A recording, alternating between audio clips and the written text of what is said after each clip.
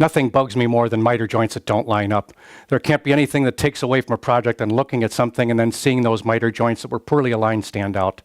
I'm Jim Heavey, and I'm going to show you how to make a picture frame.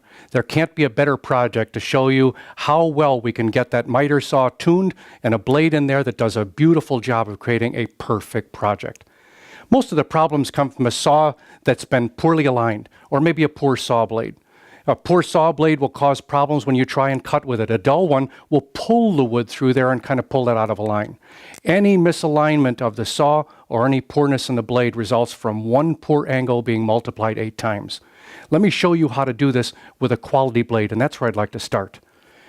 The blade I'm going to use in this saw is Freud's Ultimate Cutoff Blade. Now there's a difference when you buy a miter saw. When it comes out of the box, in many cases what you'll find is you've got a carpenter's blade in there. Not quite as many teeth, not nearly as sharp, and it's going to do okay on a 2x6 or a 2x10, but certainly not the real fine frame material we're going to use here. This particular blade has exceptionally sharp teeth. Its double side grinded ATB teeth provide a really clean, almost polished edge when you're done with it. The cutoff blade comes in 2 diameters. They have a 10-inch and a 12-inch diameter. In the 10-inch you'll get 80 teeth, in the 12-inch you'll get 96 teeth. It provides a really smooth cut also because the little expansion slots, the little reeds in here provide some anti-vibration that really reduces, if not eliminates, any vibration in that blade. Think about it when you're making a cut and any vibration in that blade. If it were to take just a degree or a half a degree or a quarter degree off of any of those and you multiply those out, you'll never get to the 360 that you need. So what we're going to do is put this blade on the saw, and I'm going to give you some more tips before we actually do some cutting. The blade is in the saw, but now I've got a couple little adjustments to make before we start. And the first is to make sure that the saw blade is 90 degrees to the table. What I'll do with that is just lock the blade down. And I'm just going to use a simple engineer's square. And we're going to slide it in here, and we're just going to make sure that it lines up perfectly with the edge of the blade. And you'll make adjustments depending upon whether or not you're off. My suggestion is that you would look at the manual. You may find that it's much easier to make adjustments on your saw based on what it says in the manual. The second thing to do is make sure that this fence is 90 degrees to the blade. And that also is easy to do.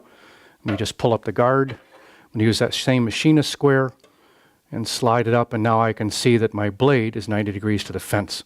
And those are the 2 main adjustments for your saw. You're ready to start making some cuts. To make this miter cut, I'm just going to slide my miter over to 45. I'm going to use hearing protection and eye protection like I always do on any other project. And just a couple more quick little tips. When I make this cut, pull straight down on the handle. Don't pull a little bit left, don't pull a little bit right. Those real tiny movements can change the angle, and multiplying that by 8 makes for a problem. The second thing is don't force the cut. Make a nice easy pass through there. And lastly, let the blade come to a complete stop before you pull it back out. Pulling it up too quickly can sometimes add some chip to the top of this edge. So let's make the cut.